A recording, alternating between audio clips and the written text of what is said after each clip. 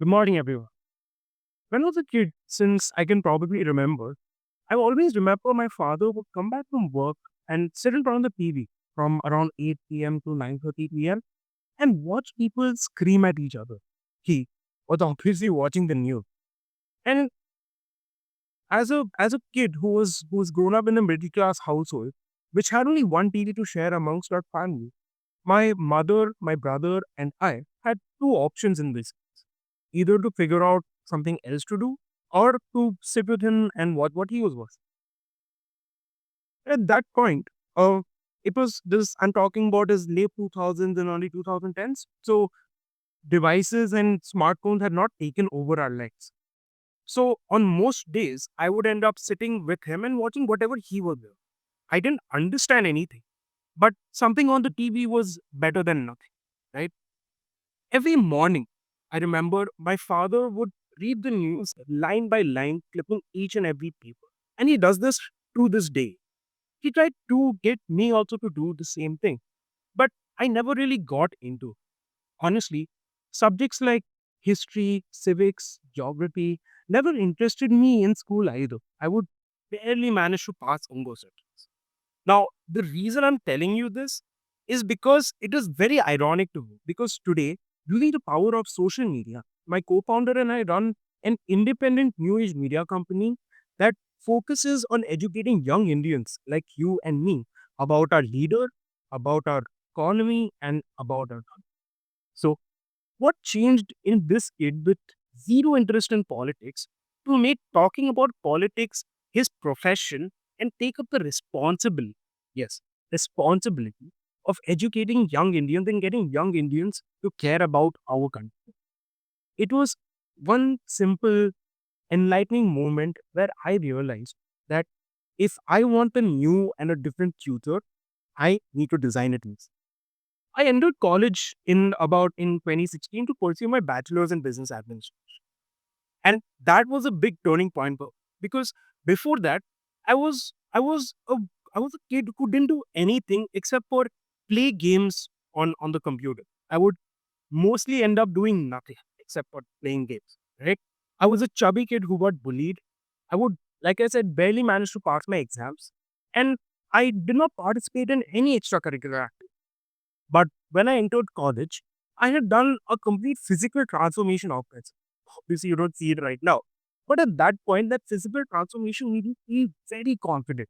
And when I entered that new environment that I was getting into with a complete set of new people around me, I realized that I had the opportunity to create a completely new identity for myself, right?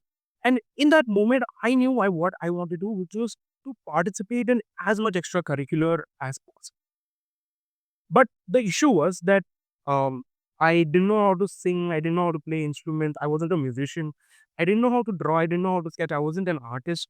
I didn't know how to play any sports. I didn't know how to make any jokes. The only thing that I could probably do at that point was debating, right? Because it just required me to speak. So I went for my first debate. And I still vividly remember the first topic of my debate, which was around sex and gender. And at that point, I was so naive that I didn't even know the difference between the two. But that was a very good start. And it got me so interested that in the 3 years of my college, I ended up participating in over 70 debates and annuals, which got me interested in geopolitics. I learned the difference between democracy, dictatorship, communism. I learned how foreign relations work. I learned how laws are created in our country, and that phase of my life brought a spark in me to care about what was happening in my country and around me. But the fuel to what I'm doing right now was stillness, right? Then came chapter three of my life. After finishing college in 2019, I took up college placements as I was supposed to. But as in most cases, I didn't enjoy what I was doing. And this happens with a lot of people. I've seen too many of my friends go to the same site. Um, and but I continued doing because I was supposed to do it, right? I was supposed to make money. I was supposed to get a job. But then came the pandemic in March of 2020. Then came the lockdowns, and this changed a lot, right? We were all stuck at home with the same people, and we spent the most amount of time on social. As the days were passing by, things were just getting scarier and scarier. I'm sure you also know, right? And there was they you we couldn't see what was going to be the next thing. And it was all made worse by social. Every time I would open Instagram, I would see report of deaths. I would see report of shortage of medical supplies. I would see people, looking for any sort of help. The people that I followed, my family, my friends, they were all putting out their opinions as you would have done to or you would have seen either. They were all putting out their opinions of what should be done, how do we handle the situation, what can be better, how things are not being managed well. And when I read those things, I believed them. I even echoed their sentiment just like millions of others that were reading the same thing, right? Because again, you don't know any better. What you read is what you know. As I was getting into this cycle, I realized that what I was reading and what I was seeing may or may not actually be true, right? This was the first time I got introduced to the concept of misinformation, which is basically information that are presented as facts, but they are not actually true.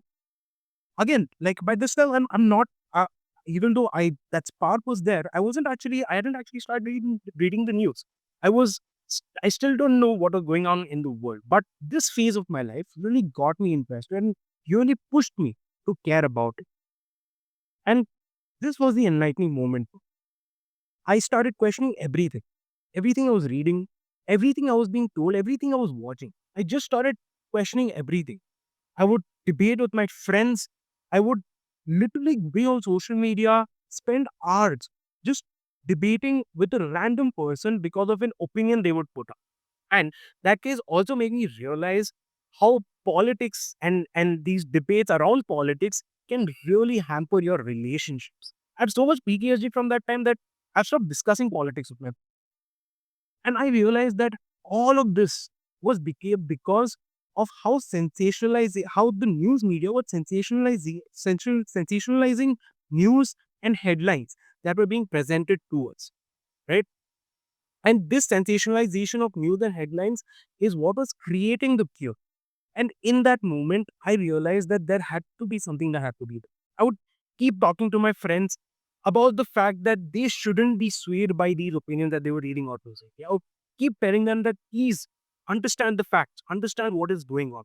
And in one of those moments, one of my parents told me, why don't you do something about it? And so I did. I, along with a friend of mine, one day just started putting out facts on different situations on Instagram, right? And we did this day after day after day. And one day, I guess, it just turned into a media book. I still remember 3 months into doing this, one of our posts, one of our pieces of content went viral, and we had over 100 comments. And the comments made me so proud because there were such thoughtful opinions and perspectives that were being put, and that was because of the fact that they read on the piece of content that we had put out. And that is what made me realize what I was doing was important and was necessary. All three chapters that I have just spoken about have given me something and have given me moments and have taught me lessons that has made me into a new person. From that time till now, our path has been filled with roadblocks and challenges. Because social media is all about sensationalization. It's all about catchy headlines. It's all about shock. You want to see shock. You want to see drama, right? And that is what it takes to grow on social media. If you want to grow on social media, you could very easily just take up controversial opinions and you could very easily just take up catchy headlines and push, right? You would grow. But we chose the path that most people don't want it. We chose the path of not doing controversial content. We chose the path of not doing catchy headlines, not doing shock facts. We chose the path of just giving out facts the way they are. In that journey, I found a co-founder who believed in my vision and my goal. And we we found 3 lakh people that echoed our sentiment and that believed in the new idea and the new way of consuming them. Right? Today, you are probably in the position that I was in 4 years. Every every piece of content that you see, every article that you read, every video you watch is probably making an opinion in your mind subconsciously that you don't realize. Be aware of your biases. Be aware of how you think.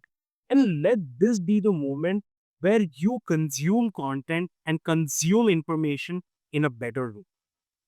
You're soon going to go out there and be the future of the hotel. Let this be the moment where you change the way you think and change the way you consume this information. Remember, you're living in an attention economy and your attention pays something. Let it be worth. Let it be worth, right? When you go out there and you go take the world, you are going to contribute to the country in your own. Let that contribution not just be a blind tax payment that you make to the government. Be aware of the world that you're living in. Be aware of the country that you are in. Imagine a future that you want and write this new future. Thank you.